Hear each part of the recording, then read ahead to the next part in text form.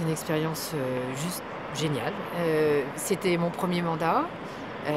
J'ai trouvé qu'en arrivant, tout était très grand, immense, presque indépassable. Et en fait, ce que je trouve absolument incroyable dans cette vie de parlementaire, c'est le contact avec les autres, c'est l'ouverture aux autres cultures, à d'autres formes de faire de la politique, d'autres pratiques. Et puis l'apprentissage, c'est vraiment lourd, c'est compliqué, il faut apprendre plein de choses, mais je crois qu'on en sort avec une richesse intérieure plus grande au bout de toutes ces années.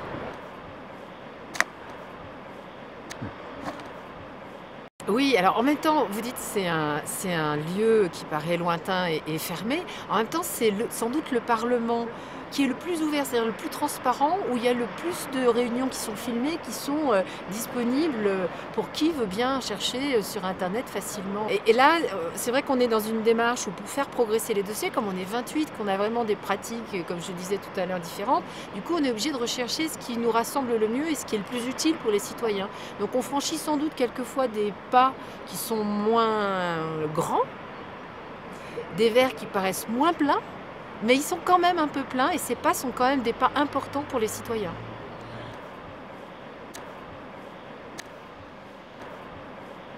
Il a changé depuis, ce poids a changé depuis 2009, parce que moi j'ai été élue en 2009 et on avait sur la plupart des domaines, le Parlement était consultatif, c'est-à-dire qu'en gros on pouvait balayer notre avis, même si on avait travaillé longtemps, même si on était au Parlement d'accord sur quelque chose, comme on n'était pas en codécision, on pouvait être balayé. Là maintenant, depuis 2010, avec l'application du traité de Lisbonne, on a cette codécision sur la quasi-totalité des sujets. Du coup, ça nous permet, on a un pouvoir absolument asine qui est de pouvoir dire non, si on doit dire non.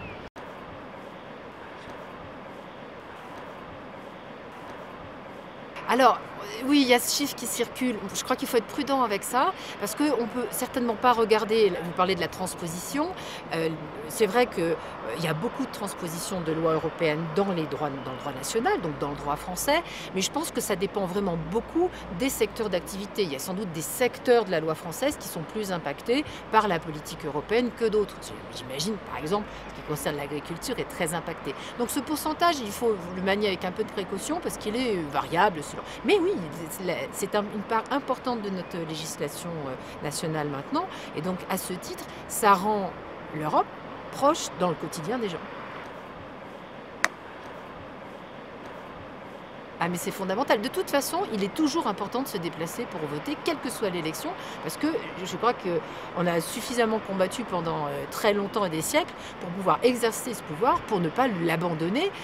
Deuxièmement, moi je préconise quand même, en règle générale, que les gens décident pour eux-mêmes et ne laissent pas décider les autres à leur place. Et puis, de fait, plus on abandonnera ce pouvoir, on ne peut pas demander aux parlementaires européens d'avoir une vraie légitimité, un vrai contact, un vrai frottement avec les États membres, avec la Commission, si on ne lui donne pas la force d'avoir ce contact et ce frottement.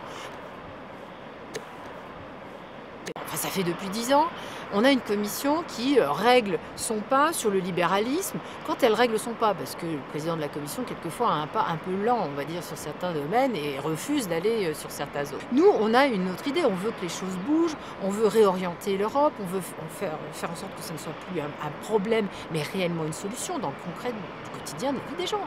Pour le chômage des jeunes, pour ce qui concerne le droit des consommateurs, l'économie, la lutte contre les discriminations. Donc dans tous ces domaines-là, nous voulons réorienter l'Europe. On a cette chance insigne, là aussi, cette année, de pouvoir l'incarner politiquement au travers de quelqu'un qui est de nos rangs, Martin Schulz, qui est porteur depuis longtemps d'une idée politique social-démocrate vraiment qui nous correspond bien et qui est candidat à la Commission européenne pour la changer de l'intérieur. Il faut vraiment qu'on saisisse cette occasion.